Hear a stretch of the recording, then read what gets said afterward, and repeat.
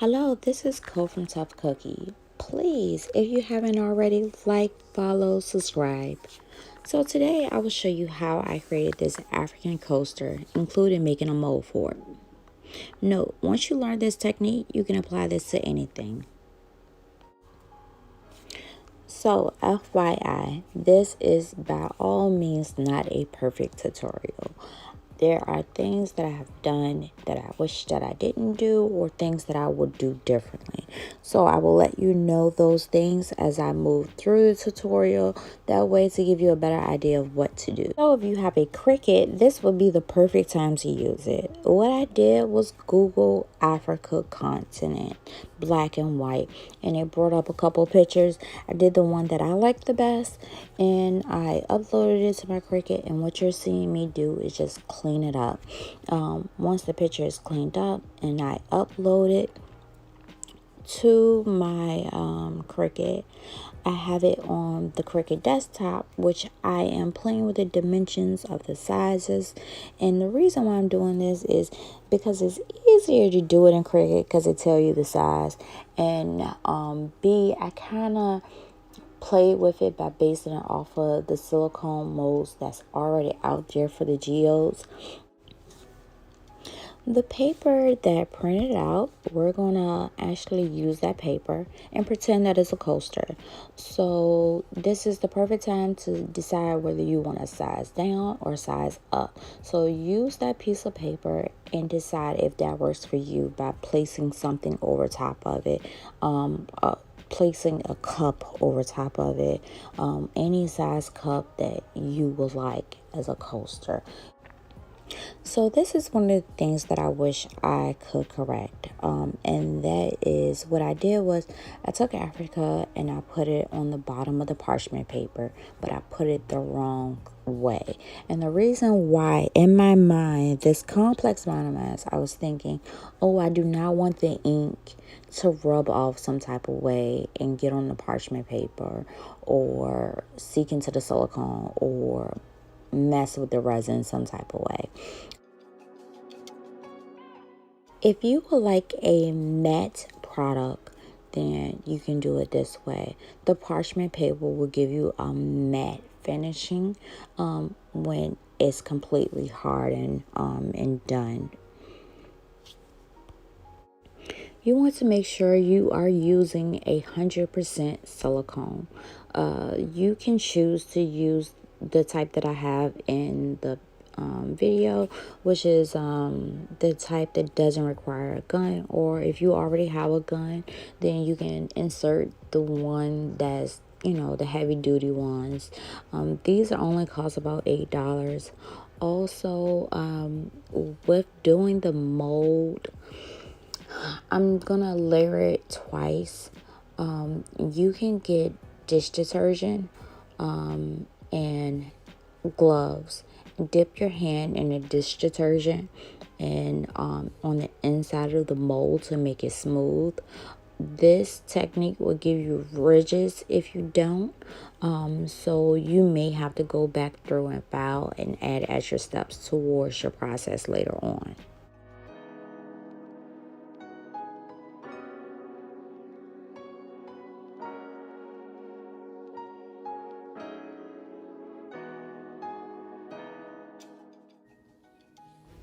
So I have these mica powders I'm going to use. I'm going to use the Blue Pearl Dry. I'm going to use the lime green. And then the third mica powder is a mustard. And I'm going to also link these mica powders in the description. And so also I got this eyeshadow from Dollar Tree. It's hard candy. I'm going to open the pack. This one, it was cracked already. So I'm gonna just use a popsicle stick to crush it. And this eyeshadow itself is like a, I don't know, it's more like a cup at the lid. So I turned it upside down so to make it easier to crush. And I'm gonna also scoop all the eyeshadow from the lid itself into that top. And so now, as you can see, I'm just crushing it into a powder. So what I'm doing here is just chopping the eyeshadow into a fine powder because you don't want clumps in your resin when you mix. It can change the consistency and it won't be hard, or it won't get hard and have that sticky tacky layer if it's not mixed finely. Also, you don't want to add too much into the resin because it can also change the consistency. Dollar Tree has Ziploc bags, so I'm going to store the remaining powder in the bag. So here I'm using Pro Marine resin I purchased from Amazon. The link will be in the description. So I mix A and B into equal parts for 3 minutes. I'm going to pour into the cups that you see here with the mica powders already in the cup. And I just used a popsicle stick to get a little bit out of the bags. For a translucent look, you will only use a small amount of mica powder into your mix. For more of an opaque look, you will use more, but you will want to build this up over time gradually because you don't want to change the consistency of your resin by using too much powder.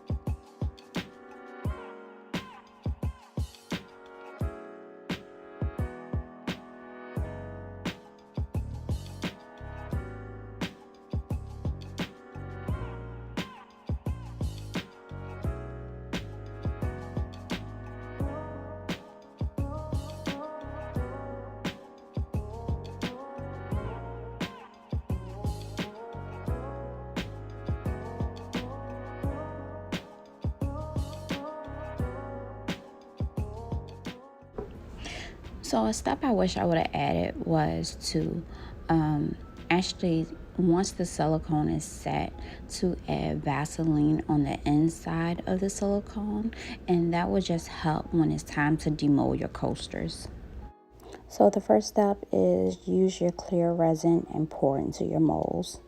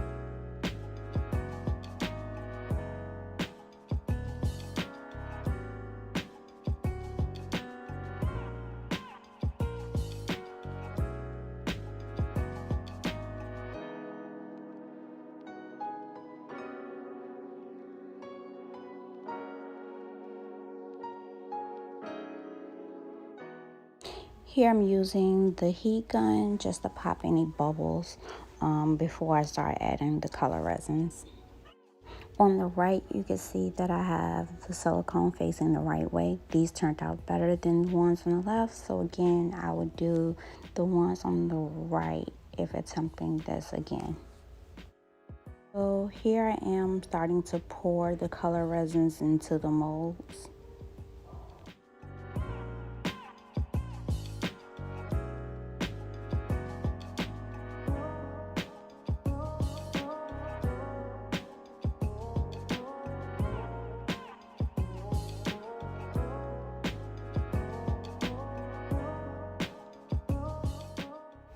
And I'm pinching the cup to make a thinner pour when I pour it out, so it's not all coming out at one time.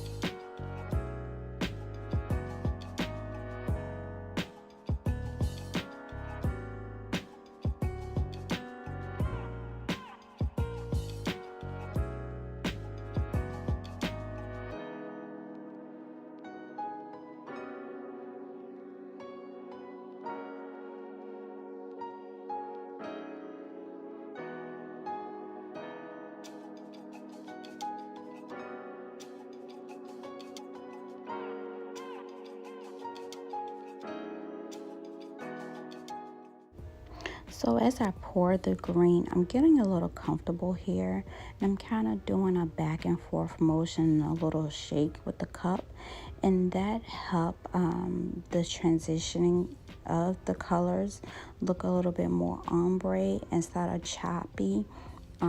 It just made the colors blend a little bit better.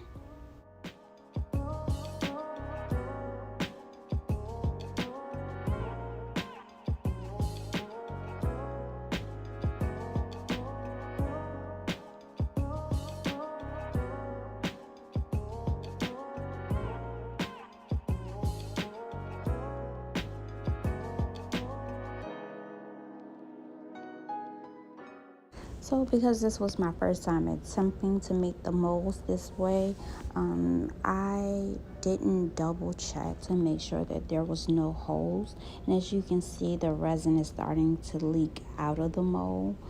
It's an easy fix. It's not hard, but it do make things a little bit difficult. So I would check before I start pouring my resin into my molds, just to make sure that there's no holes, that the mold itself is even all the way around, because if not, it'll start to pull over or either leak from out the mold.